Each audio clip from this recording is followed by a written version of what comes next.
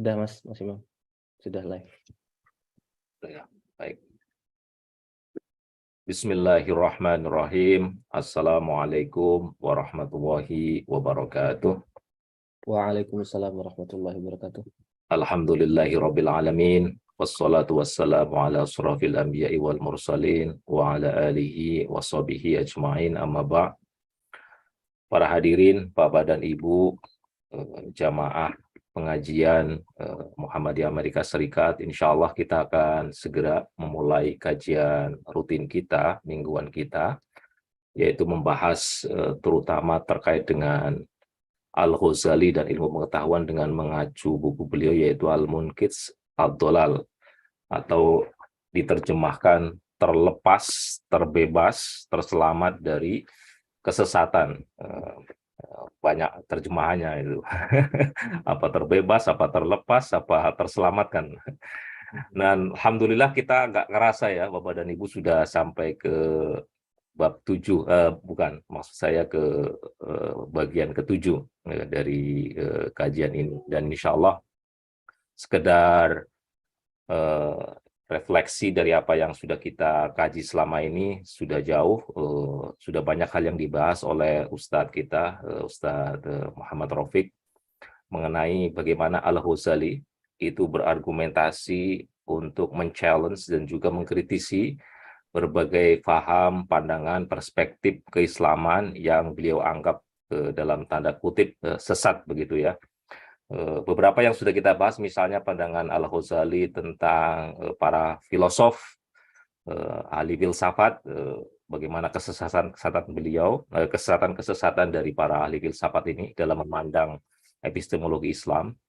Dan minggu lalu kita juga sudah membahas lebih dalam, bukan hanya perspektif pandangan mereka, tapi juga historical, sejarah yang disebut dengan kelompok asasin. Bapak Ibu dan mungkin masih ingat, minggu kemarin kita membahas kelompok asasin atau Syiah Ismailiyah kalau tidak keliru ya. Jadi Syiah Ismailiyah, namanya banyak, Mas Rafiq menyebut.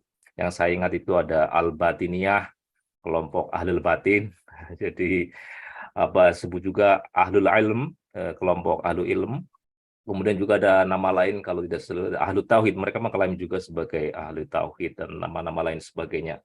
Nah, kelompok Islamiyah ini yang kemudian kita baca pada minggu kemarin, ada dua fundament utama yang banyak dikritik, yaitu pertama ya soal konsep imamah. Jadi ilmu pengetahuan itu hanya terpancar dari secara garis keturunan dari Rasulullah begitu ya, kemudian Ali dan Husain Hasan, kemudian sampai ke Ismail. Ismail ini adalah anaknya Ja'far bin Shadiq, kalau nggak salah Ja'far Shadiq ya, Ustadz Rafiq ya. Nah, ini kemudian terpecah. Nah, kalau kontemporer itu, Bapak Ibu mungkin yang paling terkenal adalah Agahan. Saya ingatnya Agahan karena sering banyak memberikan penghargaan itu. Arsitek-arsitek yang termasuk salah satu pesantren di Magelang, itu juga penerima Agahan Award juga. Namanya pesantren apa ya? Saya lupa. Itu terkenal sekali itu pesantren modern itu. Nah, Bapak Ibu sekalian, kalau kemarin itu Al-Ghazali itu mengkritik tentang kelompok dari Asasin ini atau Syiah Ismailiyah ini, kali ini Al-Ghazali akan lebih jauh lagi bagaimana pandangan Al-Ghazali tentang Ahlus Sufi, kelompok Sufi. Apakah Sufi ini sesat? Apa yang sesat dari Sufi? Apa bedanya Sufi dan tasawuf? Nah, ini pertanyaan rumit ini. Karena tokoh Muhammadiyah sendiri itu mengkarang buku yang disebut tasawuf modern. Jadi Muhammad Hamka. Nah, kalau Muhammad Hamka mengarang buku tasawuf modern para ahli Sufi, kalau kita lihat isinya, jadi Sufi yang dikritik oleh Al-Ghazali itu Sufi yang seperti apa? Karena lagi-lagi sebagaimana disampaikan oleh Mas Rafiq minggu lalu bahwa Al-Ghazali ini adalah pribadi yang sangat kompleks.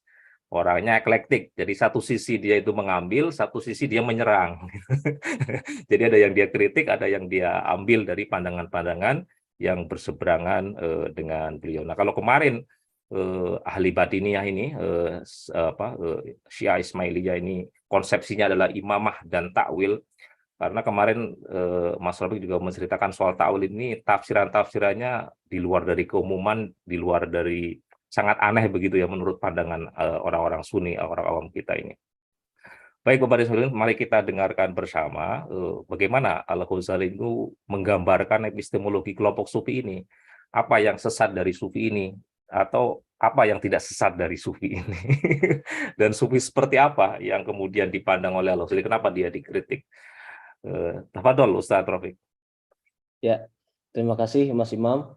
Assalamualaikum warahmatullahi wabarakatuh. Waalaikumsalam warahmatullahi wabarakatuh. Alhamdulillah, wassalatu wassalamu ala rasulillah wa ala alihi wa ashabihi wa mawalah amma ba'du. Ibu Bapak, hadirin dan hadirat yang Allah muliakan, Alhamdulillah kita bisa bersilaturahmi kembali pada pagi hari ini untuk melanjutkan kajian kita di pertemuan ke-7 dengan topik pandangan Al-Ghazali mengenai Ahlus Sufiyah. Tadi Mas Imam sudah memberikan pengantar yang sangat komprehensif, meletakkan topik ini dalam konteksnya, dan insya Allah dengan pengantar itu kita akan segera masuk ke topik ini. Dan topik ini topik yang kompleks. Pertama, pribadi dan pikir Al-Ghazali itu adalah sesuatu kekomplekan tersendiri, dan secara lebih spesifik topik sufisme, apalagi jalan ilmu kaum sufi, itu juga sesuatu yang kompleks. Jadi dua hal yang kompleks, tapi bismillah saya berupaya mencari jalan supaya topik yang kompleks ini bisa kita pahami dengan bahasa yang lebih umum, bahasa yang sederhana. Saya akan share PowerPoint. Bismillahirrahmanirrahim. Mudah-mudahan sudah tampil ya Mas Imam. Sudah, Mas Rafiq. Ya. Jadi ini gambaran umum yang akan kita bahas. Pertama adalah bagaimana kaum sufi memperoleh ilmu. Bagaimana jalan hidup kaum sufi gitu. Bagaimana menerjemahkan dari kalimat Al-Ghazali, thariqatu ahlus sufiyah. Nah, jalannya kaum sufi itu terdiri dari dua hal. Pertama adalah dengan belajar ilmu, at-ta'allum. Yang kedua adalah al-amal. Nah, yang dimaksudkan oleh Al-Ghazali sebagai amal adalah pendisiplinan jiwa. Bagaimana mendisiplinkan jiwa kita, tarbiyatun nafas, dengan cara meningkatkan, memperbaiki akhlak kita, dan melakukan ibadah. Kemudian buah dari jalan itu adalah tiga hal. Yang pertama, kebenaran yang bisa dirasakan langsung. Al-Ghazali menggunakan satu istilah adzauq, tasting. Dan selanjutnya buah dari jalan itu adalah kebenaran itu tersingkap, mukasyafah, atau dalam bahasa Inggris disebut dengan unveiling gitu. Dan yang ketiga, buah dari jalan itu adalah kebenaran itu bisa disaksikan secara langsung, musyahadah, atau istilah lainnya muayanah. Nah, dalam bahasa Inggris istilahnya adalah witnessing. Jadi ini gambaran umumnya yang akan kita bahas. Sebelum saya mulai masuk kepada narasi Al-Ghazali di dalam kitab Al-Munqidh Minad Dhalal, saya ingin menjelaskan hal ini dulu. Ini diskusi-diskusi dia saya abstraksikan, kemudian saya sampaikan dalam formulasi seperti ini. Apa hubungannya narasi Al-Ghazali dengan topik kita filsafat ilmu atau masalah ilmu pengetahuan? Nah, jadi Al-Ghazali mengakui bahwa ada dua medium, dua cara untuk memperoleh pengetahuan. To acquire knowledge. Nah, dua medium itu adalah pertama dengan belajar, at-ta'allum. Yang kedua, mendapatkan ilmu juga bisa dengan cara memperoleh inspirasi atau ilham. Dalam istilah lain, ilmu laduni, ilmu yang dikirim dari atas gitu, from on high gitu. Nah, belajar atau ta'allum itu menggunakan perangkat. Perangkatnya apa? Al-Hawas al-Khamsah, 5 panca indera. Kemudian belajar juga dengan menggunakan bernalar, berpikir gitu. Tapi kalau inspirasi, perangkatnya adalah hati, al-qalb gitu. Nah, ini klasifikasi Al-Ghazali mengenai how to acquire knowledge, iktisabul ilm. Di luar klasifikasi ini ada satu jenis cara lain untuk dapat ilmu, yaitu ilmu itu sudah ada melekat di dalam diri manusia. Nah, itu disebut Al-Ghazali sebagai al-badihi. Jadi manusia itu nggak perlu ngapa-ngapain, sudah nempel dalam dirinya. Aksioma kalau dalam bahasa teknisnya. Misalnya kita tahu bahwa ini contoh praktis. Saya berada di Jogja, saya nggak mungkin ada di Amerika, gitu. Jadi ilmu-ilmu yang secara otomatis melekat dalam pikiran kita, gitu. Dan itu tidak perlu ada proses acquisition, tidak perlu ada proses mencari, dan tidak dilemparkan karena sudah melekat di dalam diri kita. Nah, itu klasifikasi ketiga di luar yang saya tampilkan dalam screen ini. Jadi secara umum pembahasan kita akan berkisar kepada pandangan Al-Ghazali mengenai belajar, at-ta'allum, dan pandangan Al-Ghazali mengenai inspirasi, ilham. Bagaimana Al-Ghazali menegosiasikan keduanya, itu. Bagaimana dia meletakkannya dalam hierarki. Terutama fokus kita adalah pandangan Al-Ghazali mengenai inspirasi, mengenai ilham. Nah, Bapak Ibu yang Allah muliakan, ilmu laduni atau ilham, kata Al-Ghazali, itu dilemparkan oleh Allah ke dalam hati manusia. Itu adalah konsekuensi dari tindakan pembersihan hatinya, pembersihan hati manusia dari sifat-sifat buruk. Jadi artinya kita harus mulai dulu dari pembersihan hati, tasfiyatul qalb. Pembersihan hati itu juga harus diiringi dengan asketik praktis. Jadi praktek-praktek yang melibatkan jawarih kita, organ tubuh kita untuk mengasah kesolehan, mengasah kezuhudan. Jadi ritual-ritual amal ibadah mahdoh, sholat, puasa, haji, kemudian laku-laku fisik itu bagian penting yang nggak bisa kita abaikan untuk membersihkan hati. Jadi dimulai dulu dari amal jawarih, dari asketik praktis, kemudian naik ke proses pembersihan diri kita, latihan sabar, tawakal, roja, khauf, itu. Al-Ghazali menulis khusus tentang ini dalam kitab Ihya Ulumuddin, untuk kemudian hasil buah dari itu semua adalah Allah akan mengirimkan ilham kepada manusia, gitu. Nah, ketiga perangkat ini, ketiga perangkat itu? Panca indera, nalar, hati, atau kedua medium ini, belajar dan inspirasi, itu tidak saling menegasikan, tetapi justru saling melengkapi satu sama lain. Nah, dengan demikian berarti Al-Ghazali ini bukan seorang sufi yang anti filsafat atau anti rasionalisme, anti empirisme, anti sains, seperti selama ini sering dikesankan. Justru Al-Ghazali adalah seorang sufi, seorang spiritualis yang rasionalis, yang empiris, atau juga bisa kita frame begini, Al-Ghazali adalah seorang spiritualis, seorang rasionalis maksud saya, seorang empiris yang juga seorang sufi. Nah, disinilah sebenarnya dimensi integrasi dari sistem ilmu Al-Ghazali. Dimensi integrasi sekaligus dimensi pembaharuan Al-Ghazali. Selama ini sufisme itu terpisah. Para sufi, they don't care about rationalism, about empiricism, gitu. Nah, Al-Ghazali menyatukan keduanya dan mengajak kedua-duanya ini harus disintesakan, digabungkan, gitu.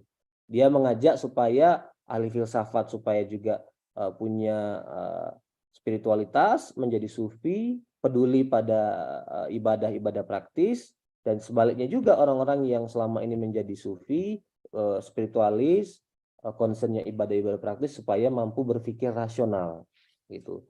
Nah, dengan demikian sebenarnya Al-Ghazali itu bukanlah orang yang memilih satu dari dua sistem belajar itu, gitu. ada kecenderungan kita keliru dalam memaknai Al-Ghazali. Ini bisa kita buktikan dari perjalanan hidup Al-Ghazali sendiri. Sebelum ia menjalani sufi, sebelum ia menerima kemungkinan ilmu datang melalui ilham, dia adalah ilmuwan terlebih dahulu. Dia adalah seorang filosof dulu, seorang yang mampu berpikir rasional dulu. Dia menguasai berbagai disiplin ilmu, termasuk juga disiplin tradisional, disiplin ilmu-ilmu keislaman tradisional. Setelah itu dia kuasai, kemudian baru dia masuk ke dunia sufisme. Artinya dia tidak bypass itu untuk kemudian lompat kepada thariqah ahlus sufiyah. Nah, itu persepsi yang common, widespread, menyebar, tetapi sebenarnya persepsi yang keliru tentang manhaj Al-Ghazali gitu. Dan ini sebenarnya bukan hanya, kita tidak hanya bicara tentang kepribadian Al-Ghazali, kita bicara tentang diri kita sendiri, kita bicara tentang sistem pengetahuan dalam Islam. Sistem dalam pengetahuan Islam itu integratif, menyatukan itu, menyatukan keduanya. Nah, sekedar gambaran, walaupun ini bukan topik inti, di kalangan pemikir Barat sendiri pun juga ada gap, ada persepsi yang berbeda-beda tentang Al-Ghazali. Ini sudah sering saya sebut bahwa karena Al-Ghazali itu sendiri ambigu, di satu sisi dia, di satu buku dia mengkritik filsafat, di sisi lain dia mengambilnya, di buku lain, di satu buku dia mengkritik jalan kaum sufi, menunjukkan kelemahan-kelemahannya. Di buku yang lain termasuk di Ihya Ulumuddin dan di Al-Munqidh Minad Dhalal, dia mengadvokasinya, menunjukkan bahwa ini jalan yang terpercaya, yang reliable, yang bisa kita ambil gitu. Jadi memang kesan ambigu itulah yang kemudian melahirkan persepsi yang bermacam-macam. Duncan Black McDonald, ini seorang peneliti awal tentang Al-Ghazali, seorang orientalis. Dia berpandangan bahwa Al-Ghazali memilih metode sufi dengan mengabaikan metode rasional. Jadi satu aja yang dia pilih, Al-Ghazali adalah sufi gitu.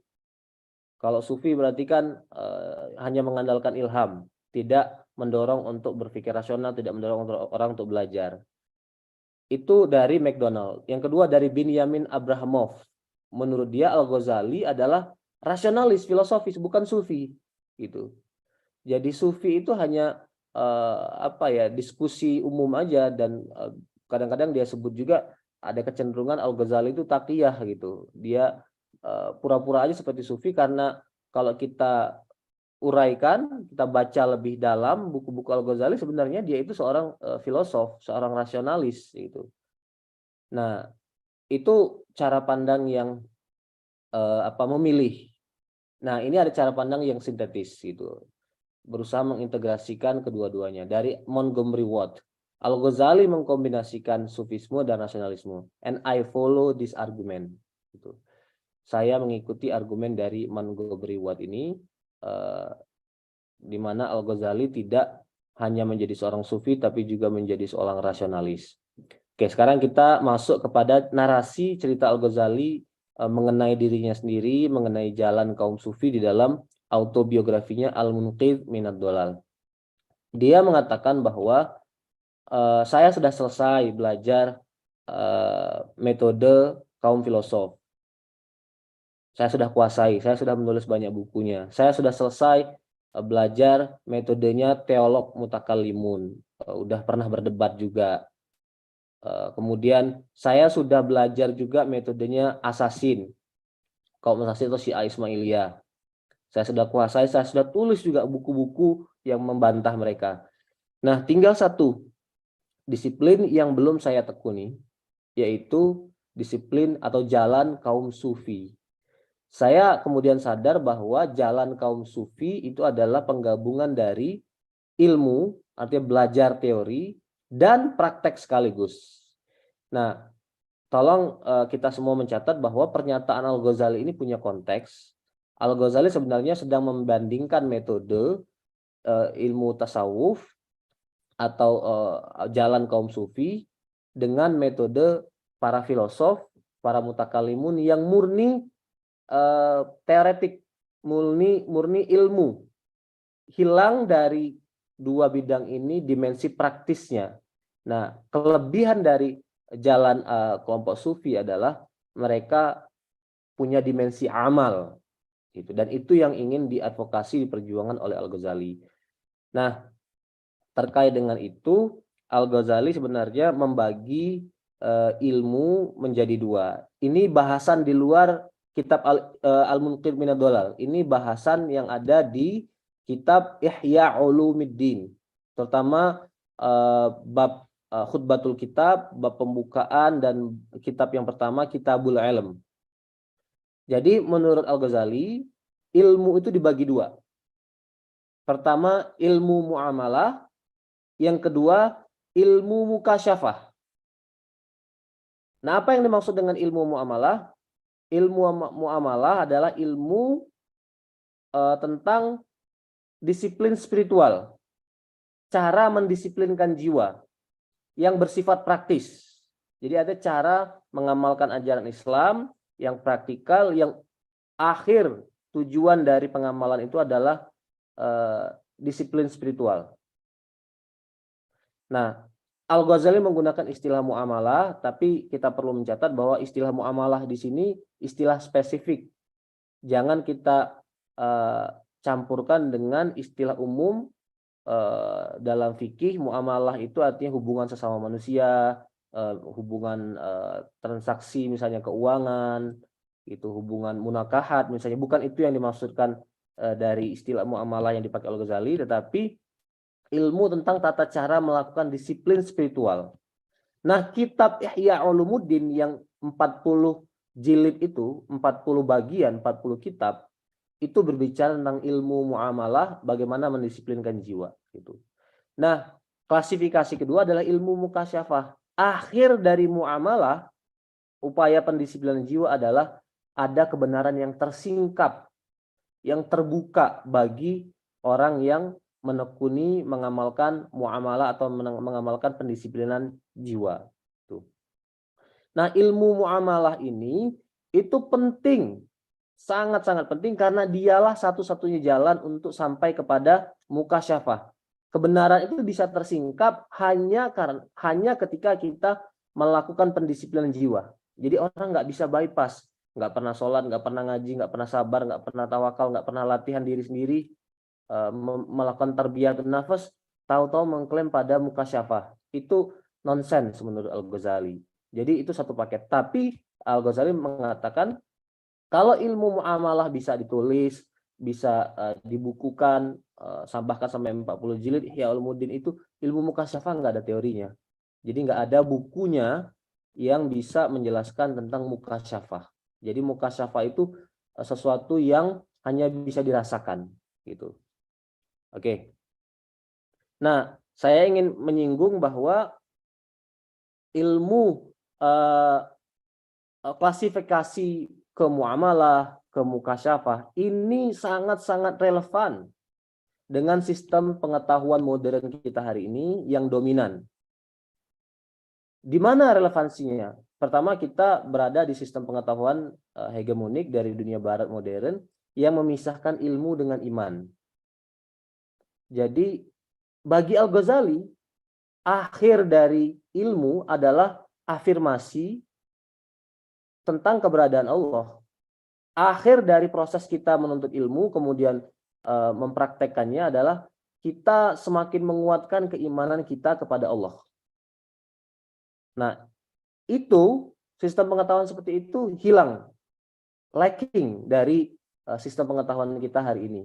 Bahkan di dunia sistem pendidikan Islam sekalipun kadang-kadang hilang dalam praktek kita. Kita lebih mementingkan dimensi kognitif gitu, tentang pertanyaan mengenai bagaimana perilaku peserta didik kita, bagaimana keimanan kepada Allah. Kadang-kadang nggak kita diskusikan lagi gitu. Kita sudah terlalu banyak masuk kepada regularitas pendidikan yang mengabaikan dimensi spiritualitas. Nah, kedua, ini relevan karena Al-Ghazali menggabungkan ilmu dengan amal. Jadi sesuatu yang kita yakini, kita percaya dengan teguh, itu harus dipraktekkan. Nah, split yang seperti ini, itu juga terjadi dalam sistem pengetahuan barat modern. Orang yang belajar Islamic Studies banyak, menekuni tasawuf banyak, menekuni ilmu kalam, mengkaji Al-Quran banyak. Tapi nggak semuanya Muslim. kita pergi ke Islamic Studies di Harvard, Princeton, Yale. Kalau tanya tentang At-Turas al-Islami, tentang tradisi intelektual Islam, mau ngelotok itu. Tapi apakah itu menjadi sistem keyakinan kemudian diamalkan? Belum tentu. Gitu. Nah, Al-Ghazali mengajarkan kepada kita bahwa ilmu dan amal itu harus berintegrasi. Jadi artinya gini, kita harus membaca Al-Ghazali dengan menghubungkannya dengan realitas hari ini. Jadi kita harus mencari inspirasi dari Al-Ghazali untuk menjawab problem keilmuan, problem epistemik hari ini. Jadi dan itu juga meniscayakan kita harus melihat sistem pengetahuan hari ini itu dengan basiroh, dengan mata batin, dengan kejelian. Kita nggak bisa mengambilnya taken for granted. Ada sesuatu yang harus kita problematisasi gitu. Harus punya, dalam bahasa saya itu harus punya ham, harus punya kegelisahan, dan kita kembali ke belakang untuk mencari formulanya gitu. Nah, jadi membaca Turos harus berangkat dari kegelisahan, berangkat dari upaya mencari inspirasi menjawab masalah modern kita hari ini. Oke. Nah, sekarang Al-Ghazali bercerita bahwa dia mendalami ilmu tasawuf. Dia cerita, saya sudah khatam buku-buku tasawuf. Saya baca bukunya Al-Haris Al-Muhasibi, Abu Thalib Al-Makki. Saya sudah khatam. Tapi yang belum saya kuasai adalah perilaku, amal. Yang belum saya capai adalah az-zauq, kemampuan sampai kepada merasakan kebenaran itu sendiri gitu. Nah, itulah kemudian yang mendorong Al-Ghazali untuk melakukan uzlah dari Baghdad, dari Akademia Nizamiyah, tempat di mana dia menempuh karir. Dia di puncak karirnya, puncak popularitas, kalau ngajar yang datang 300 orang, dia dikenal banyak orang sebagai filosof, sebagai ahli hukum, tapi dia mengalami kegelisahan spiritual. Untuk apa saya melakukan ini? Dia menyadari bahwa selama ini tuh ada niat yang tidak tulus, tidak murni. Dan ini kalimat dia sendiri, li tolabil jah. Saya itu mengajar ya hanya untuk mencari popularitas, mencari fame, keterkenalan di mata masyarakat umum dan di mata penguasa. Dan kalau kita kembali kepada biografi Al-Ghazali, saya kira kita bisa menemukan titik-titik di mana Al-Ghazali mendekat kepada penguasa. Setelah Imam Al-Juwaini meninggal, dia datang ke Isfahan menemui wazir Nizamul Muluk. Jadi ya untuk belajar, untuk memperkenalkan diri. Kemudian Nizamul Muluk melihat, wah anak ini pinter nih, anak ini cerdas nih. Udah kamu pergi ke Irak sana.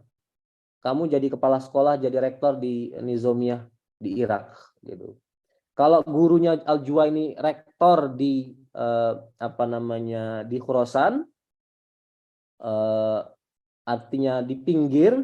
Nah, Al-Ghazali dikirim ke pusat, ke Irak, ke Baghdad. Jadi artinya karirnya itu lebih tinggi daripada karir gurunya sendiri. Nah, itu yang kemudian disadari Al-Ghazali, dia melakukan aktivitas keilmuan itu adalah litolabil jah, untuk mencari mendapatkan kekuasaan itu. Kemudian kita mendapati cerita Al-Ghazali, dia hijrah ke Syam, kemudian naik haji, kemudian sebelum naik haji dia sempat dulu ziarah ke Masjidil Aqsa, naik haji, kemudian pada saatnya nanti dia juga kembali ke Baghdad lagi sebentar untuk kemudian dia kembali ke Tus gitu. Nah, akhir dari petualangan rasional Al-Ghazali adalah spiritualisme. Saya kira di sini ada pelajaran penting bagi kita. Pelajaran pentingnya adalah kalau kita melihat hierarki atau kronologi Al-Ghazali, spiritualisme itu datang belakangan setelah rasionalisme. Jadi dia tuh menjadi sadar secara spiritual setelah dia berpetualang secara akademik, secara rasional dulu. Sudah jadi filosof dulu, baru kemudian jadi sufi belakangan. Nah, Al-Ghazali sebenarnya mengajarkan yang saya lakukan itu keliru. Mestinya itu secara simultan dilakukan sejak awal. Gitu. Spiritualisme itu jangan diletakkan di akhir, tapi diupayakan bersamaan sejak awal. Jadi artinya kita secara individu, komunitas kita, sistem pendidikan kita harus mengasah kedua-duanya, mengasah kemampuan berpikir kognitif, kemampuan berpikir kritis, kemampuan berpikir filosofis, rasional, tapi pada saat yang sama dimensi-dimensi amali, dimensi-dimensi tazkiyatun nafas, dimensi suluk itu jangan diabaikan. Dua-duanya diupayakan bersamaan gitu. Itu pelajaran dari Al-Ghazali. Nah, kemudian Al-Ghazali bercerita tentang az-zauq. Jadi setelah dia mengatakan bahwa tasawuf itu adalah ilmu dan amal, praktek, buah dari jalan itu adalah az-zauq, merasakan. Apa yang dimaksud dengan az-zauq? Az-zauq itu sebenarnya merasakan, bukan kayak kita ngerasakan kayak saya ini minum kopi gitu ya, atau kita makan nasi, makan soto gitu. Jadi sesuatu yang dirasakan di lidah, bukan gitu. Yang dimaksud Al-Ghazali dengan az-zauq itu tidak bersifat fisikal, tapi yang dia maksud dengan az-zauq itu adalah kepuasan batin dan intelektual di dalam mental manusia. Jadi merasakan itu tempatnya adalah qalb, tempatnya adalah mental manusia. Nah, az-zauq itu terjadi ketika kebenaran, pengetahuan itu sudah menjadi kondisi psikologis kita, jadi integral dengan kedirian kita. Itu sudah mengalami penyatuan dengan diri kita, sudah terinternalisasi. Itulah yang disebut dengan az-zauq atau merasakan. Gitu. Nah, Al-Ghazali mengatakan bahwa az-zauq itu nggak bisa diceritakan ke orang lain, nggak bisa dikomunikasikan ke orang lain. Dia ya hanya bisa dirasakan, dan yang tahu rasanya adalah orang yang merasakan, gitu. Dia memberikan banyak contoh. Salah satunya adalah contoh mengenai seorang dokter, gitu ya. Dokter tuh ini khususnya dia bercerita tentang dokter yang lagi sakit. Dokter yang lagi sakit. Dokter tahu teorinya bagaimana cara sehat. Dia bilang definisinya tahu, cara-cara saya tahu, obat yang perlu dikonsumsi tahu. Walaupun dokter itu sendiri sedang tidak dalam keadaan sehat. Secara teoritik dia tahu, tetapi secara zauq dia tidak punya. Nah, yang disebut dengan az-zauq atau merasakan adalah memiliki rasa sehat di dalam diri itu sendiri. Walaupun kita nggak tahu teori. Gitu. Nah, Al-Ghazali bilang bahwa banyak orang yang tahu tentang teori zuhud. Zuhud itu kondisi ketika kita begini, menjauhkan dari harta, dan lain-lain. Kita baca itu, mampu baca misalnya kitab Az-Zuhud, kita mampu baca Ihya Ulumuddin. Tapi apakah zuhud sudah ada dalam kondisi psikologis kita, dalam mental kita? Itu something else katanya. Nah, yang disebut dengan az-zauq itu adalah ketika kita sudah mampu melekatkan pengetahuan teoretis tadi di dalam diri kita. Jadi kita merasakan langsung. Itu yang disebut dengan az-zauq. Nah, analogi kedua yang digunakan Al-Ghazali ini menarik. Maaf, ini agak sesuatu yang tidak umum, tetapi saya perlu ceritakan karena ini berasal dari Al-Ghazali sendiri dan saya kira ini unik. Al-Ghazali menggunakan analogi merasakan iman atau merasakan orang yang sudah sampai pada tasting zauq gitu, merasakan keimanan, manisnya iman gitu ya, atau merasakan yang saya sebut tadi, kebenaran itu menyatu dengan dirinya sendiri. Itu analoginya sama dengan orang yang merasakan kenikmatan seksual gitu. Ada orang, maaf ini dalam bahasa Arab disebut dengan ainin, orang impoten. Orang impoten percaya bahwa ada yang disebut dengan kenikmatan seksual, walaupun dia tidak merasakannya. Dari mana dia tahu? Dari cerita orang lain atau dari baca buku, dari pengetahuan teoritis, gitu. Nah, itu tingkatan paling rendah, hanya tingkatan taklid, artinya mendapatkan informasi dari informasi orang lain, dari cerita, dari narasi orang lain. Nah, di atasnya adalah apa yang disebut dengan mendapatkan kebenaran dengan cara penalaran, dengan dia menyebutnya ilmu, dengan analogi, dengan menggunakan akal pikiran. Al-Ghazali menyebut contoh orang impoten tahu bahwa ada yang disebut dengan kenikmatan seksual, walaupun dia tidak pernah merasakannya. Dengan cara apa dia tahu? Dengan bernalar. Dia bernalar begini, kalau ada yang disebut dengan kenikmatan kuliner, enak makan, enak minum teh, enak minum kopi, berarti ada juga yang disebut dengan kenikmatan seksual. Gitu. Nah, ini tingkatnya lebih tinggi daripada pengetahuan yang didapatkan dari cerita orang lain. Jadi cerita orang lain itu berasal dari mengikuti otoritas, taklid gitu ya. Cuman sekedar katanya. Nah, yang kedua ini dia bernalar, dia berpikir, ada proses reasoning. Nah, tingkatan tertinggi adalah ketika orang merasakan sendiri, merasakan langsung. Jadi orang yang paling tahu mengenai apa yang disebut dengan kenikmatan seksual adalah orang yang melakukan itu dan tahu bagaimana itu terjadi. Nah, itulah yang disebut dengan az-zauq. Al-Ghazali menggunakan analogi itu untuk menjelaskan az-zauq dalam kitab khususnya At-Tahafud gitu. Dan kata Al-Ghazali, sifat pengetahuan kebenaran yang diperoleh dari az-zauq itu yaqini, convincing, pasti gitu, sehingga ia meresap sampai jadi kondisi psikologis seseorang, sampai dia dalam bahasa Arab disebut dengan menjadi hal, menjadi kondisi psikologis. Nah, ini kronologi bagaimana Al-Ghazali memutuskan untuk menjalani praktek tasawuf, melakukan muamalah yang saya ceritakan di awal tadi. Dia sempat maju mundur, kira-kira saya uzlah apa enggak ya, keluar apa enggak dari Baghdad. 6 bulan dia dalam kondisi maju mundur, dia mengalami krisis spiritual sampai nggak bisa ngomong, nggak bisa bicara, udah masuk kelas nggak keluar juga kalimat apapun, sampai kehilangan, nggak mau makan, nggak mau minum, diperiksa oleh para dokter, oh ini bukan masalah medis, di ronsen didiagnosa nggak ada masalah apa-apa, ini masalah psikologis gitu. Nah, itulah yang kemudian mendorong dia untuk melakukan uzlah, hijrah dari Baghdad ke Syam, ke Baitul Maqdis, ke Tanah Suci.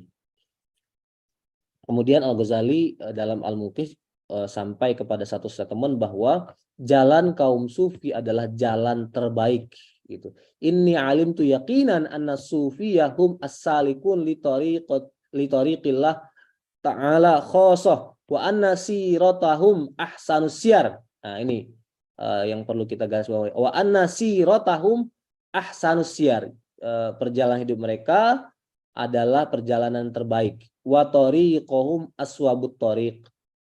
Metode mereka adalah metode yang paling benar dan akhlak mereka adalah akhlak yang terbaik. Wa akhlaqahum azkal akhlak. Oke, itu berkenaan dengan bagaimana Al-Ghazali memberikan penilaian, memuji sampai kemudian mengunggulkan jalan kaum sufi. Nah, sekarang dia bercerita tentang buah dari jalan kaum sufi. Jadi setelah kita melakukan praktek muamalah tadi, pendisiplinan jiwa, buahnya adalah mukasyafah dan musyahadah.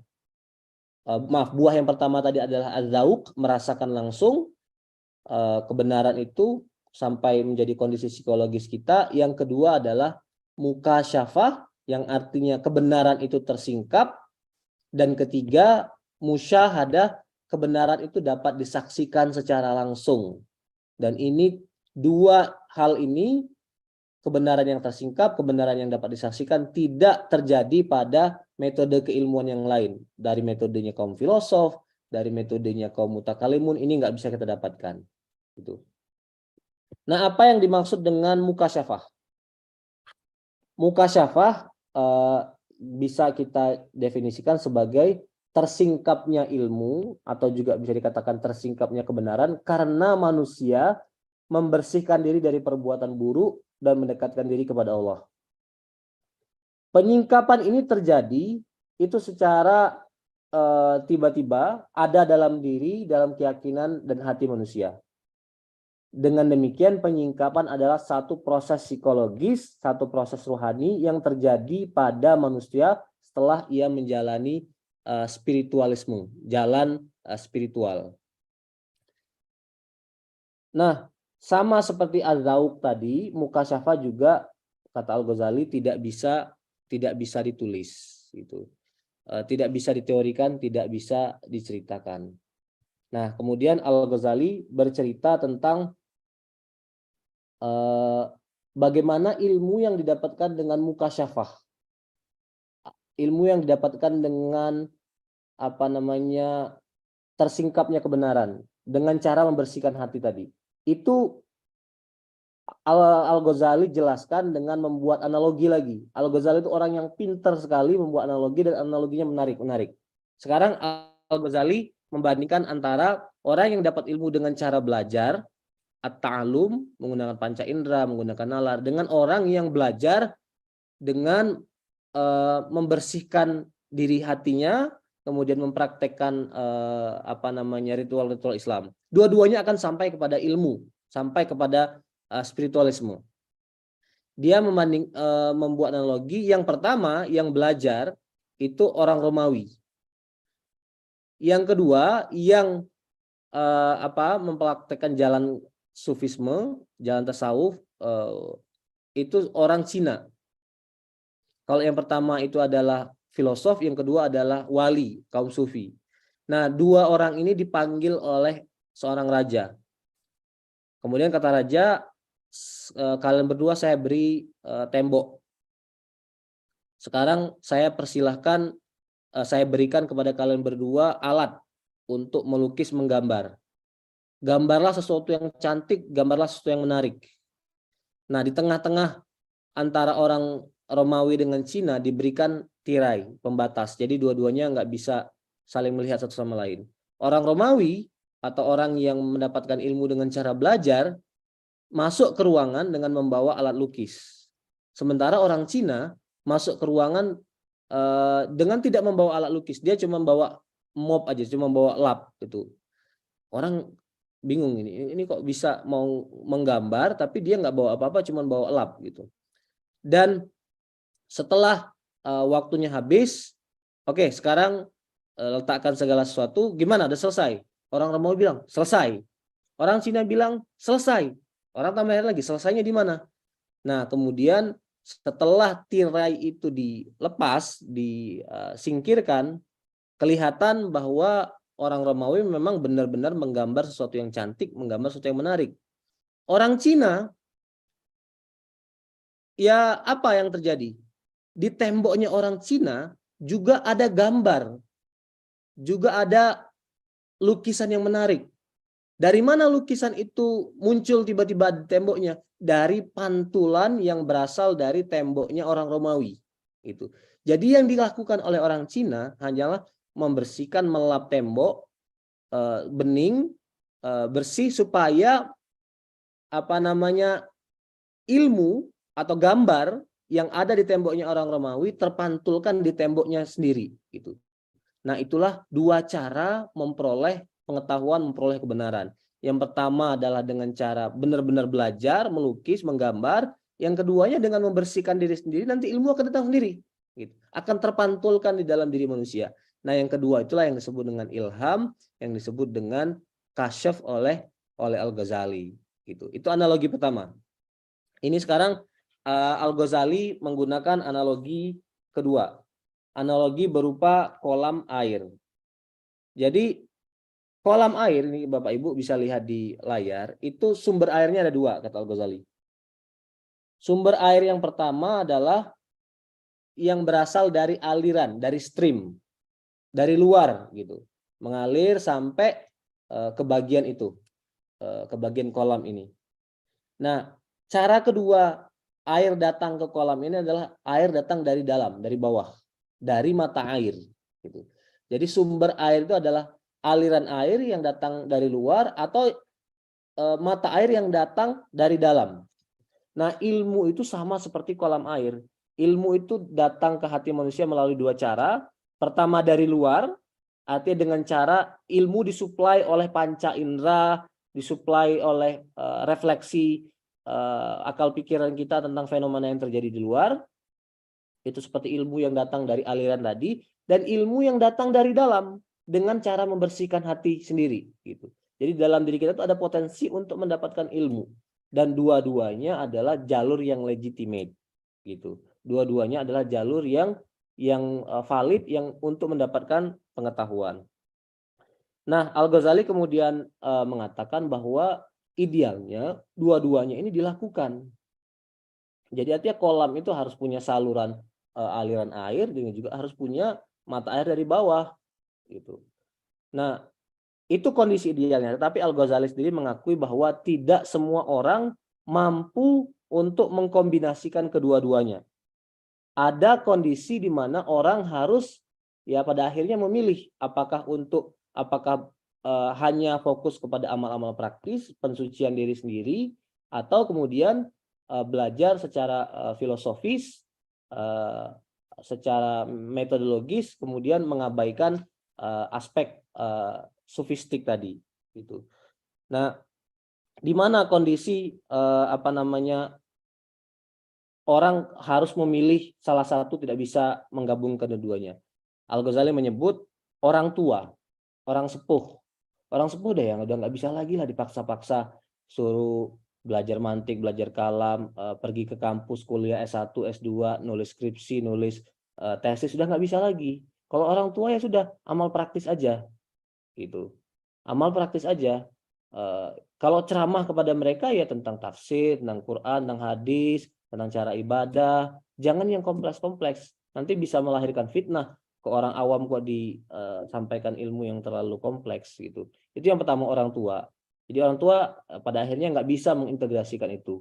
Yang kedua adalah orang yang nggak punya kemampuan intelektual, jadi mungkin dia juga punya keterbatasan material, punya keterbatasan materi, artinya dia nggak sempat belajar tinggi, atau juga belajar tinggi tapi kecenderungannya juga ke hal-hal yang praktis, ya juga jangan dipaksakan mereka mengambil ilmu dengan cara formal, dengan cara rasional, udah fokus aja ke hal-hal yang bersifat praktikal, bersifat suluki gitu.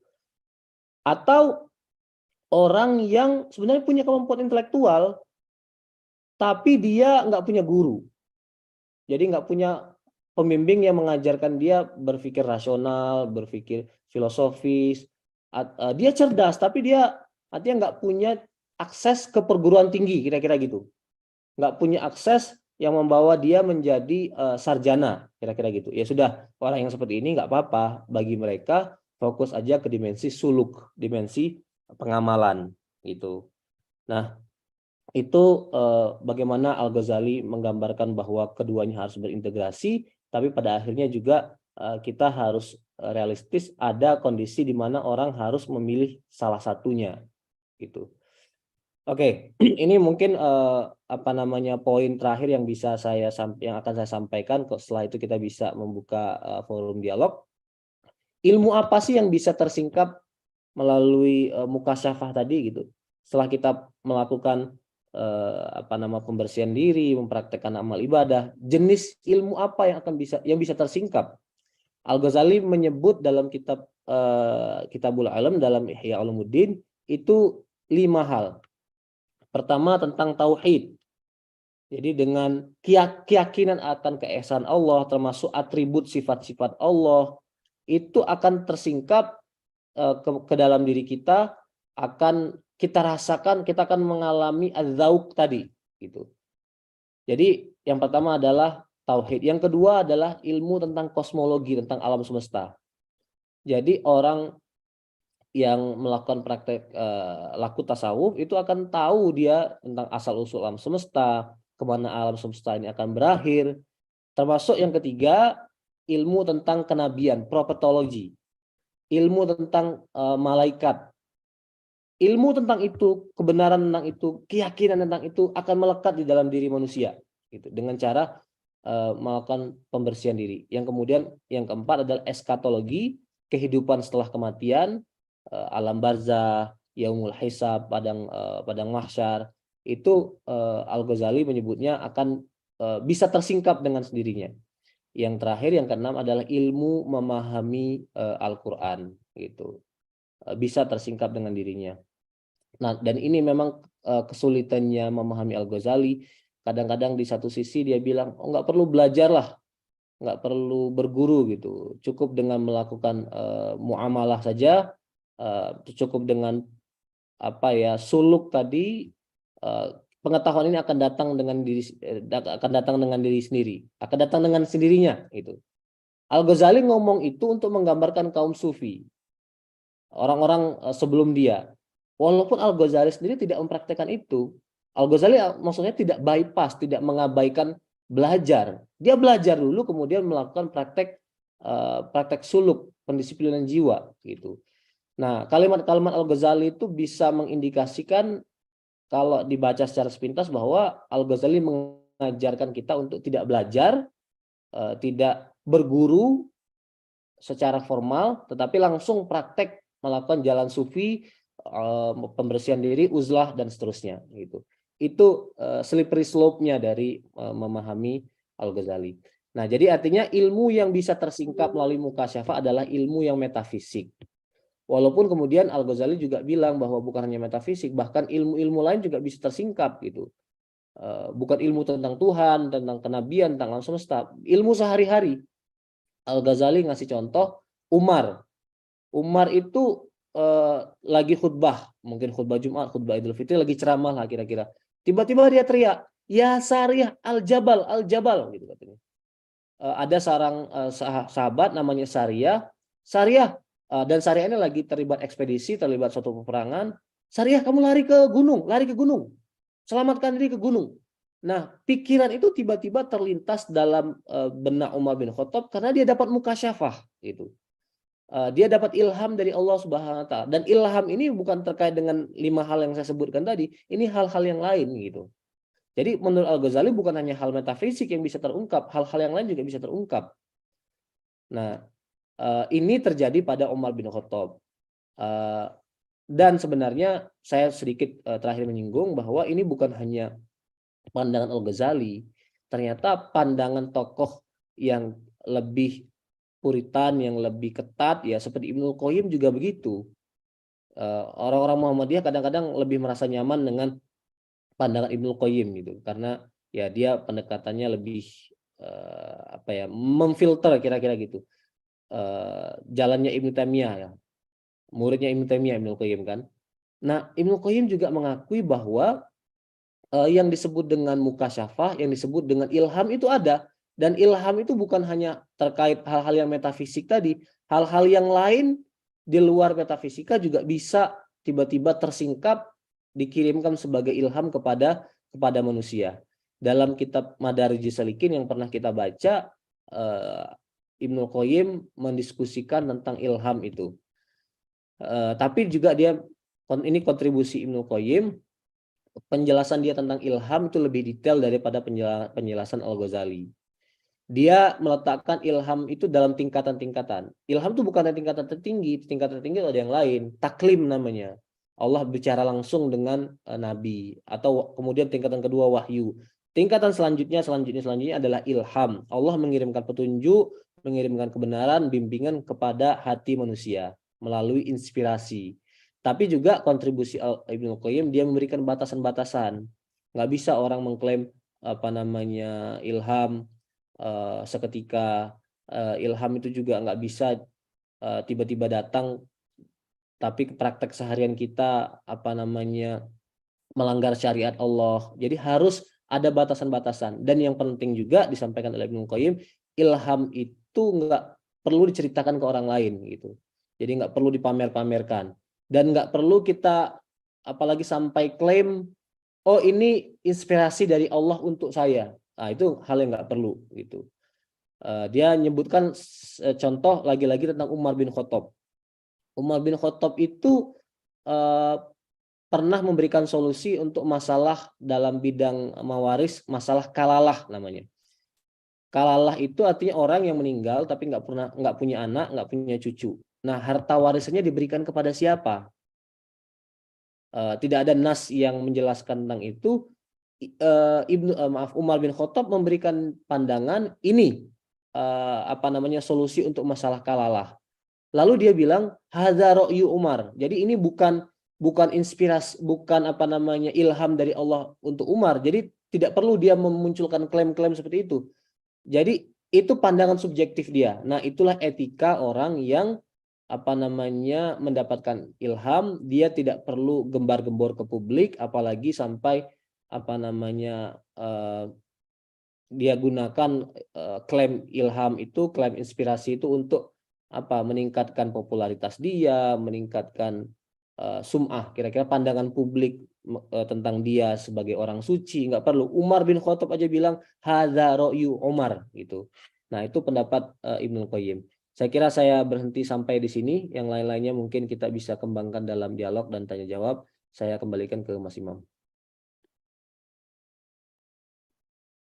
Baik, terima kasih Mas Rofik atas urainya. Seperti biasa sangat komprehensif terkait dengan jalan sufi. Secara umum memang tadi disampaikan bahwa jalan sufi ini bisa melalui zauq, mukasyafah, atau bahkan bisa menyaksikan langsung. Tapi yang paling populer memang kasyaf ini. Jadi semacam dibuka hati kita, kemudian ilmu, kemudian ditancapkan oleh Allah Subhanahu wa taala ke hati kita, ke lubuk hati kita, dan kita jadi tahu. Dan bahkan tadi ada rinciannya, ilmu-ilmu apa saja yang bisa mukasyaf. Kayaknya matematika nggak termasuk, antropologi nggak termasuk ya. Satu ya. Karena itu harus ta'alum, Mas Imam, harus belajar. Jadi saya nggak bisa suluk nih. harus harus membaca buku gitu ya, belajar gitu ya, nggak bisa suluk untuk bisa mastering antropologi. Baik Bapak Ibu sekalian, kami undang Bapak Ibu jika ada ingin sharing atau bertanya atau mungkin punya referensi lain untuk bisa di-share ke sini dan lain sebagainya, silakan kami buka kesempatan.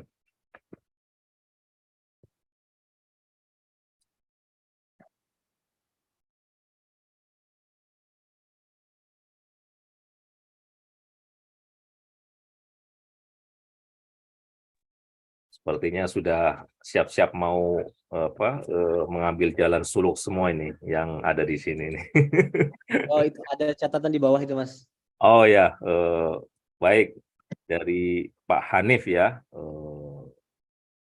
Jadi saya bacakan saja berdasarkan sebenarnya pemikiran Al-Ghazali sesuatu yang revolusioner, tetapi bagi kita saat ini perlu lanjutan. Ada sesuatu yang belum lengkap. Ada dua hal yang saat ini dibutuhkan pelengkap dari pemikiran beliau, yaitu dengan objek musyahadah dan validasinya. Jadi objek musyahadah dan validasinya. Objek musyahadah dalam pandangan beliau masih abstrak, sedangkan kita mengetahui objeknya adalah alam, sekaligus juga sebagai alat validasi dari klaim subjektivitas. Jadi terkait dengan jalan sufi ini untuk mencapai ilmu pengetahuan, bagaimana ini validasinya ini Mas Rofik? Ini kan terkesan sangat subjektif ya, apalagi tadi ada zauq, mukasyafah, ini kemudian aja ini musyahadah, ini kan memang sifatnya subjektif, hanya orang jadi melalui experience yang mengalami. Orang yang tidak mengalami ya nggak bisa mengkonfirmasi bagaimana kita bisa melakukan validasi seperti halnya pendekatan-pendekatan objektif, scientific, positivistik, ilmu pengetahuan yang kita pelajari sampai saat ini. Mungkin itu dulu Mas Rofik, sambil nanti kita lihat ada yang lain. Ya, ini ada Prof. Agus, nanti bisa kita dengarkan juga. Tapi saya jawab dulu dari yang sudah masuk. Ini saya kira poin penting sekali Pak Hanif, poin yang sangat-sangat urgen mengenai prosedur verifikasi, validasi terhadap klaim-klaim musyahadah atau perasaan bahwa kita sudah sampai pada tahap itu. Al-Ghazali gini, Al-Ghazali itu juga sebenarnya menuliskan kelemahan-kelemahan dari pengalaman suluk ini, atau kelemahan dari apa yang disebut dengan proses untuk mencapai musyahadah, proses untuk mencapai kasyaf gitu. Kelemahannya apa? Kelemahannya kadang-kadang ini tuh inspirasi yang terlintas sesaat aja. Jadi tidak berlangsung lama. Tidak permanen, tetapi hanya bersifat temporal. Kemudian tadi kelemahan selanjutnya adalah tidak bisa di-share ke orang lain, dia hanya subjektif. Dan kelemahan paling berat adalah dapat mengarahkan kepada imajinasi yang keliru. Dia menyebutnya sebagai was-was itu. Bahkan ada orang merasa bahwa dia sudah mendapatkan inspirasi, mendapatkan ilham, jangan-jangan ilham itu bukan dari Allah, tapi justru dari syaitan gitu. Al-Ghazali mengakui ada potensi seperti itu. Nah, oleh karena itu Al-Ghazali bilang di beberapa kitab yang lain, kita nggak bisa tiba-tiba ujuk-ujuk sampai kepada tahapan ini. Kita harus melalui tahapan at-ta'allum dulu, belajar-belajar formal dulu. Dia menyebut itu sebagai prasyarat untuk sampai kepada ilham. Satu tadi syaratnya adalah memiliki kecerdasan, belajar ilmu yang sungguh-sungguh. Ketiga baru melakukan pendisiplinan jiwa gitu. Jadi itu saya kira cara Al-Ghazali menyeimbangkannya supaya kelemahan-kelemahan ini tidak berdiri sendiri tapi juga bisa dikuatkan gitu. Saya kira itu jawaban dari saya. Saya kembalikan ke Mas Imam. Baik, terima kasih Mas Rofik. Selanjutnya Bapak Agus Jamil, silakan Pak Agus Jamil. Terima kasih. Assalamualaikum warahmatullahi wabarakatuh. Waalaikumsalam. Waalaikumsalam. Wah, ini saya sudah ngangenin.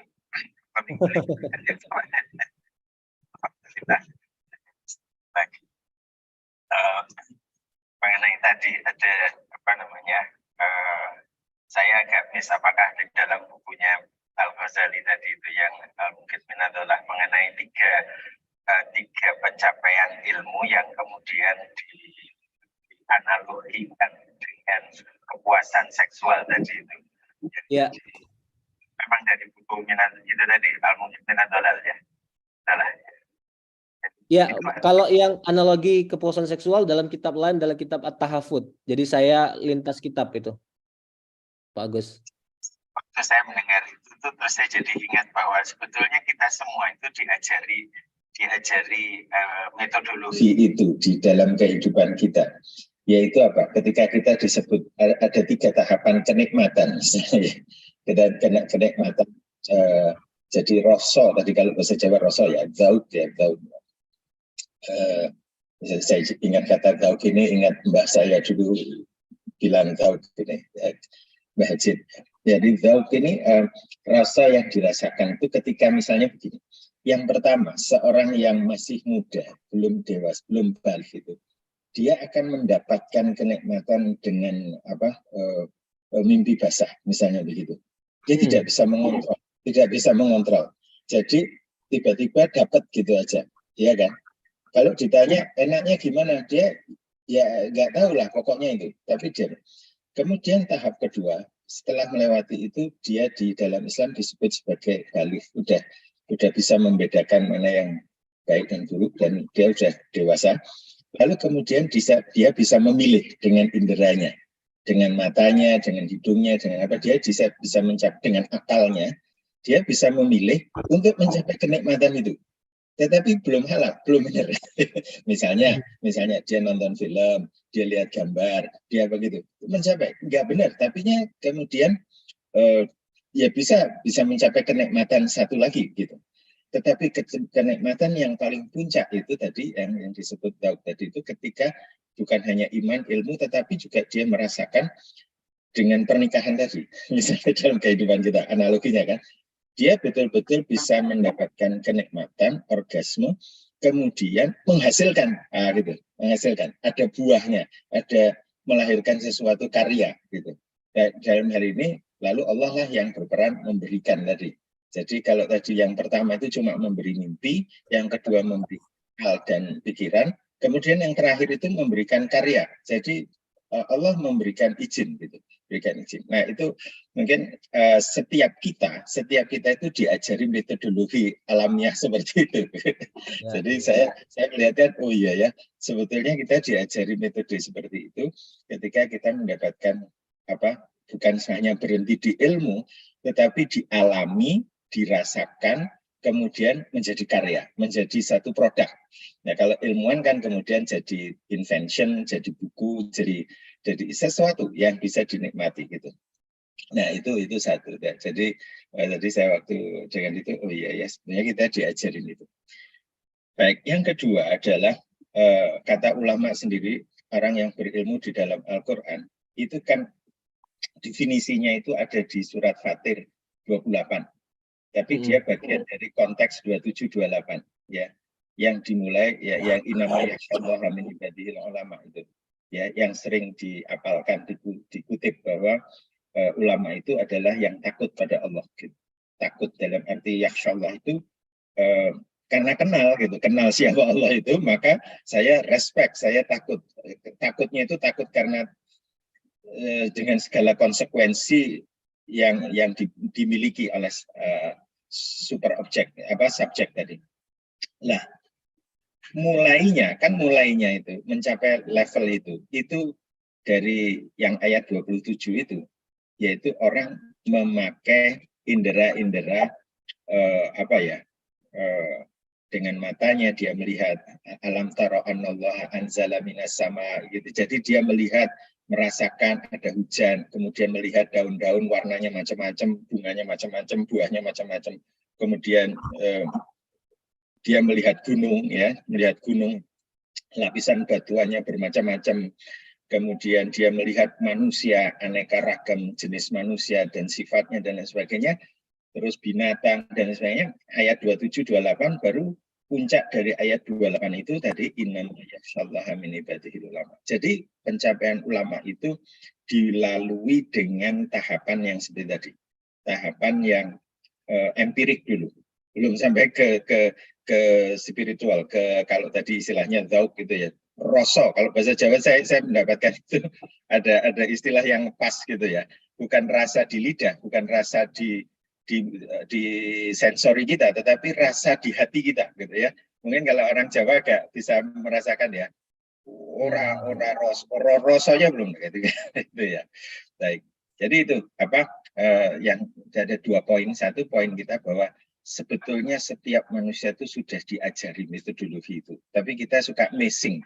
Kita cuma pakai mata dan akal saja. Kita lupa pada potensi yang ada dalam kita, bahwa kita itu sebetulnya mampu mendapatkan inspirasi atau ilham.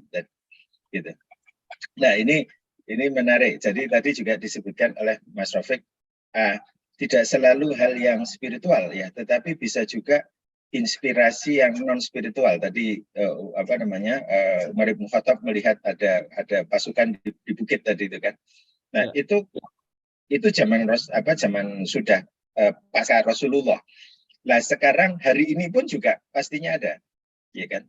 Kalau abad ke-19 ada Archimedes misalnya gitu. Archimedes langsung bilang Eureka, dia langsung menemukan sesuatu gitu kan. Itu inspire. Hari ini juga orang bisa menemukan sesuatu. Saya sendiri pernah merasakan satu hal yang kecil itu, saya nggak paham satu istilah dalam komputer itu. Kenapa kecepatan proses komputer itu pakai unit hertz gitu, cycle per second gitu. Itu nggak paham saya. Pahamnya itu justru dalam satu tidur saya dapat mimpi teman saya yang ahli komputer itu ngasih tahu saya, hertz itu adalah begini loh gitu. Oh gitu ya. Saya bangun jadi saya ingat gitu. Itu yang selalu saya ingat bahwa kalau dalam orang-orang kebanyakan sekarang itu ada istilah deja vu juga, ada deja vu. Itu mungkin juga begitu. Jadi flow of information tanpa akal, tanpa sensor itu masih ada. Allah masih bisa memberi karena kekuasaan Allah. Jadi ya. Jadi itu Mas poinnya 2. Yakhsyallah itu akan dicapai pada tingkatan ketika orang itu memulai dari yang gampang-gampang dulu, empiris gitu ya. Kemudian baru nanti akhirnya dia bisa sampai ke level experiential. Wallahu a'lam. Terima kasih. Wassalamualaikum warahmatullahi wabarakatuh. Terima kasih Pak Agus atas sharing diskusinya. Silakan Mas Rafiq kalau mau menanggapi. Iya, saya singkat aja ya. Tanggapan dari Pak Agus tadi itu luar biasa, penting sekali menambahkan diskusi kita, dan terutama ya Pak Agus punya perspektif historis tadi dari Kiai Hajid, juga itu as-sabiqun al-awwalun di Muhammadiyah, kemudian perspektif tambahan mengenai ayat Al-Qur'an, Khosyah, dan terutama bahwa afirmasi ya, kira-kira penegasan bahwa inspirasi itu bisa terjadi di luar hal-hal yang bersifat metafisik, dan itu terjadi pada apa namanya ya saintis seperti Pak Agus sendiri gitu. Nah, saya ingin menyinggung satu hal saja mengenai mimpi gitu. Mimpi itu dalam eh, epistemologi Islam ya itu valid sebenarnya. Ada yang disebut dengan ar-ru'yah as-shadiqah gitu. The correct vision, kira-kira terjemahannya gitu. Dan ya itu terjadi pada para nabi, sebelum Nabi Muhammad. Kemudian Nabi Muhammad sendiri menegaskan bahwa ada kemungkinan orang mendapatkan pengetahuan, mendapatkan informasi melalui mimpi gitu. Dan sayang sekali yang itulah yang mengalami kebangkrutan di zaman modern, di sistem pengetahuan hegemonik hari ini. Kita mendiskualifikasi mimpi, menganggapnya sebagai tidak valid gitu. Terutama ini kecenderungan masyarakat rasional modern, masyarakat barat yang kemudian ya masuk kepada cara berpikir kita. Dalam kacamata Sigmund Freud, mimpi itu hanya hadithun nafas, cuman kira-kira alam bawah sadar yang terbawa ke dalam tidur gitu. No. Dalam Islam mimpi itu diklasifikasikan. Ada yang disebut dengan ar-ru'yah as-shadiqah. Jadi mimpi yang dikirim oleh Allah, mimpi tentang kebenaran, dan itu harus dicari maknanya gitu. Dan yang kedua adalah hadithun nafas. Mimpi artinya yang berasal dari alam bawah sadar kita, pikiran kita terbawa-bawa ke dalam tidur. Itu juga diakui, kemungkinan seperti itu ada. Islam mengakui kemungkinan seperti itu. Dan yang ketiga adalah mimpi buruk, mimpi syaitan gitu, yang tidak ada makna sama sekali, harus segera dibuang, segera dipinggirkan. Nah, kadang-kadang yang menjadi pertanyaan orang itu adalah bagaimana kita mengidentifikasi bahwa itu adalah ru'yah as-shadiqah, bahwa itu mimpi tentang kebenaran yang ada maknanya, yang harus kita take seriously. Ya, para ulama bilang bahwa visualisasi itu clear sekali dalam tidur kita. Kan kita sering kali tidur, bermimpi, tapi bangun tidur itu kita nggak bisa lagi menceritakan detailnya, tiba-tiba hilang gitu aja, tiba-tiba disappear. Ya itu yang disebut dengan suasana psikologis yang terbawa ke dalam tidur. Tapi kalau kita melihat sesuatu dalam tidur secara clear, secara jelas, nyata, nah itu bukan mimpi sembarangan, dan itu adalah ya blessing, itu hadiah dari Allah Subhanahu wa taala yang sekali lagi sayang sekali kadang-kadang sudah kita abaikan, kita anggap remeh, terutama dalam cara berpikir kita sebagai makhluk modern, kira-kira gitu. Dan itu yang menjadi concern saya dalam apa yang saya tulis, apa yang saya sampaikan adalah kita ya melihat kembali warisan keilmuan Islam yang mengalami gulung tikar akibat sistem pengetahuan modern itu apa gitu. Di antaranya adalah apa yang disebut dengan ar-ru'yah as-shadiqah tadi. Ya di dunia akademia di barat sudah ada penelitian-penelitian antropologis mengenai bagaimana Muslim memahami mimpi, kemudian bagaimana tradisi klasik juga itu menjelaskan, menceritakan mengenai mimpi. Saya kira itu, terima kasih Pak Agus, sangat berarti tadi, sangat menambahkan masukan. Ya, baik. Terima kasih Mas Taufik. Memang kan Nabi sendiri kan pernah mengatakan ya, mimpi itu ada 3. Dalam sebuah hadis ini sangat, saya tahunya terjemahannya aja. Yang pertama Ya. dalam dari Allah, kabar gembira dan lain sebagainya gitu, atau profesi, atau jawaban, atau yang kedua itu mimpi yang memang bawaan ketika kita terjaga karena mikirin sesuatu, misalnya barang hilang, setelah mimpi kita jadi ingat, oh barang hilangnya taruh di mana begitu ya. Kemudian yang ketiga mimpi dari setan, yang tadi disebutkan oleh Mas Rofik. Tapi kalau kita belajar dalam ilmu pengetahuan barat, terutama misalnya neurologi, jadi ilmu soal sel otak ya, neuron. Jadi yang disebut ilham itu merupakan peristiwa biologis biasa. Jadi Nah, itu. fisiologis, jadi tidak ada kaitan intervensi hal-hal spiritual, Bapak dan Ibu.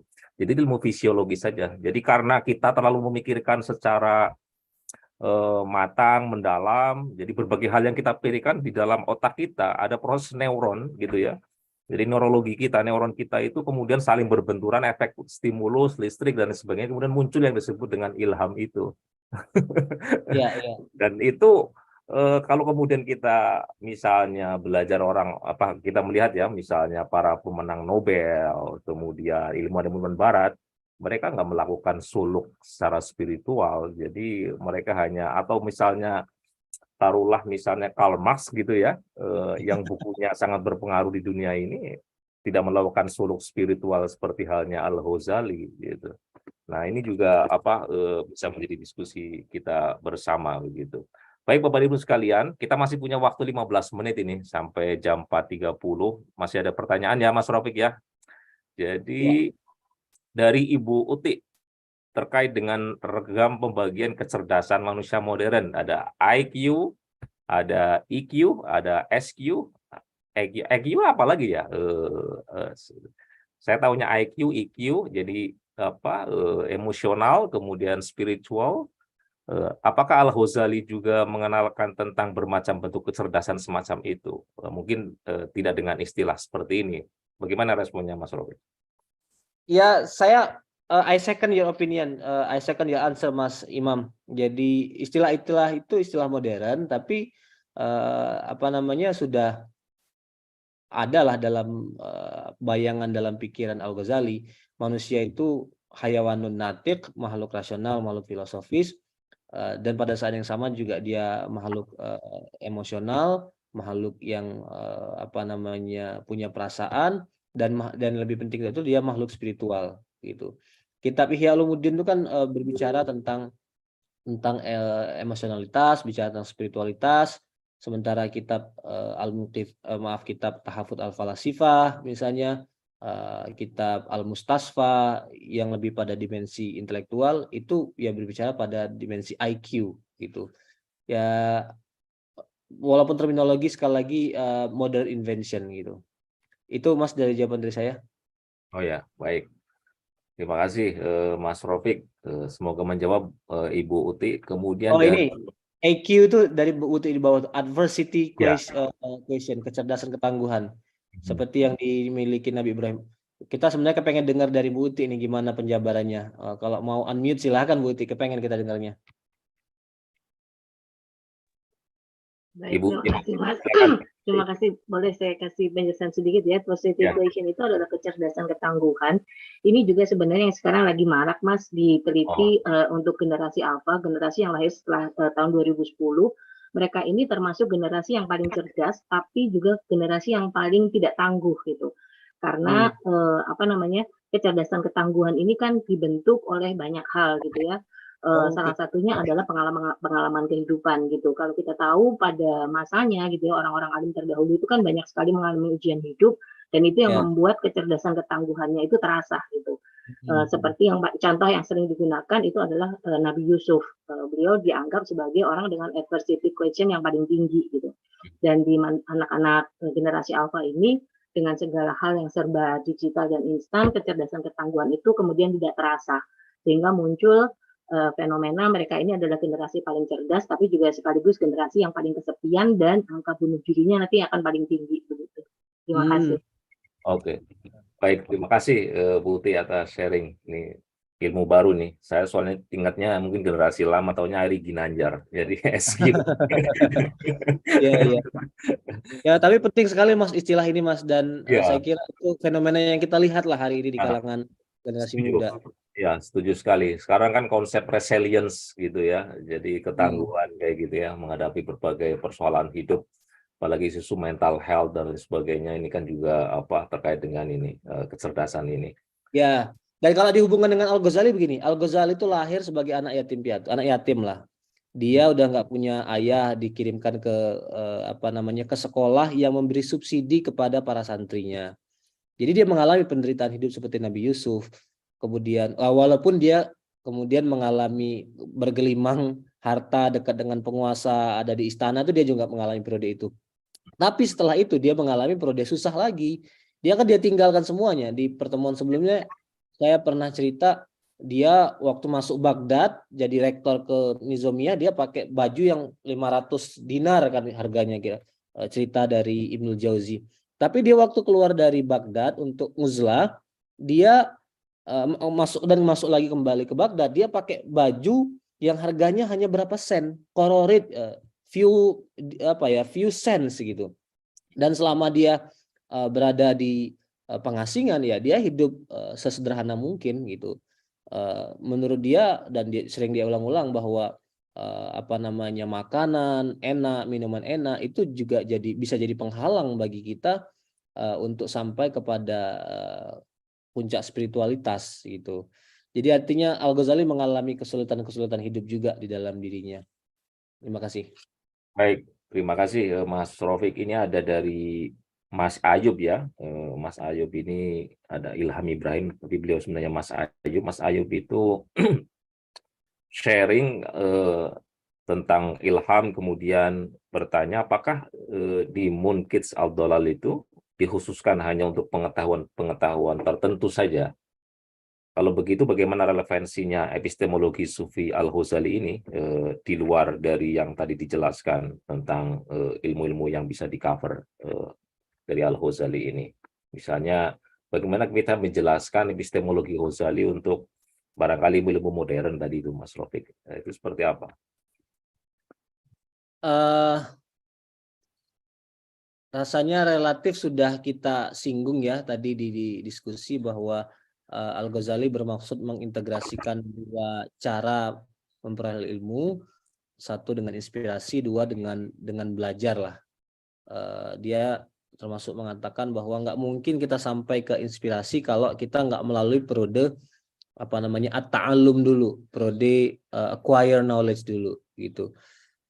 Nah, saya kira itu saja. Mungkin Mas Imam bisa menambahkan hal-hal lain kalau ingin mempertajam dari diskusi ini, terutama dari Ayub. Baik, saya kira udah cukup ya Mas Rofik. Kita masih punya 5 menit Bapak dan Ibu. Kalau misalnya ada yang masih ragu, tidak perlu menunggu mukasyaf ya. Karena ada gurunya di sini, jadi bisa bertanya. Ya.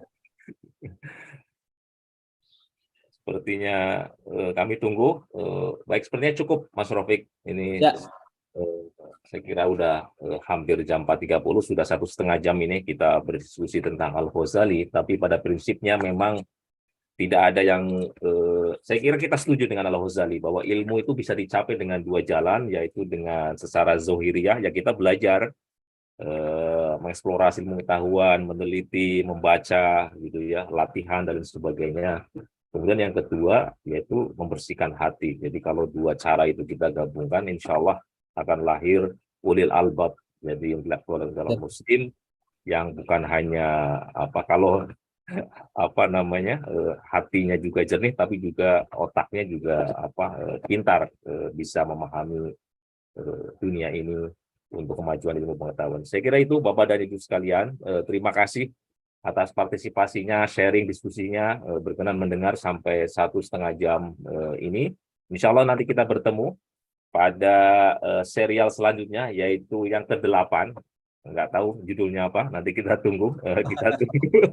Masih panjang ini, jadi satu buku bisa kita jadikan 20 serial aja, Mas Rofik. Oh, ya, jangan banyak-banyak. Ya. Baik, Bapak dan Ibu, terima kasih dari kami. Silakan Mas Rofik ditutup dengan doa. Ya, terima kasih Bapak Ibu semuanya. Saya sangat menikmati diskusi produktif kita, banyak dialog, banyak tambahan yang produktif dari Bapak Ibu semuanya. Kita untuk mendapatkan keberkahan pertemuan ini, kita tutup dengan bersama-sama berdoa kepada Allah Subhanahu wa taala. A'udzubillahi minasyaitonirrajim. Bismillahirrahmanirrahim. Allahumma lakal hamdu kulluh wa lakas syukru kulluh. Allahumma lakal hamdu bil Islam wa lakal hamdu bil iman wa lakal hamdu bil Quran. Allahumma a'inna ala dzikrika wa syukrika wa husni ibadatik. Allahumma ja'al Qur'ana rabi'a qulubina wa nura sudurina wa jala'a ahzanina wa dhahaba humumina wa qa'idana wa sa'iqana ila jannatika jannatin na'im. Rabbana hab lana min azwajina wa dzurriyyatina qurrata a'yun waj'alna lil muttaqina imama. Allahumma 'allimna ma yanfa'una wanfa'na bima 'allamtana. Allahumma 'allimna ma yanfa'una wanfa'na bima 'allamtana. Rabbana zalamna anfusana wa illam taghfir lana latarhamna lanakunanna minal khasirin. Allahumma inna nas'aluka ridhaka wal jannatal firdausal a'la wa na'udzubika min sakhatika wan nar. Rabbana atina fid dunya hasanah wa fil akhirati hasanah wa qina adzabannar walhamdulillahi rabbil alamin. Alhamdulillah. Terima kasih Bila taufik wal hidayah. Assalamualaikum warahmatullahi wabarakatuh. Waalaikumsalam warahmatullahi wabarakatuh. Terima kasih semuanya. Terima kasih Mas Rogi, terima kasih Mas Imam. Oke. Amit. Assalamualaikum. Wabarakatuh, Turun, Pak Agus. Terima kasih Mas Rafiq, Mas Imam, Arif, Mbak Terima kasih, Dewi. Pak Dia Titis. Join.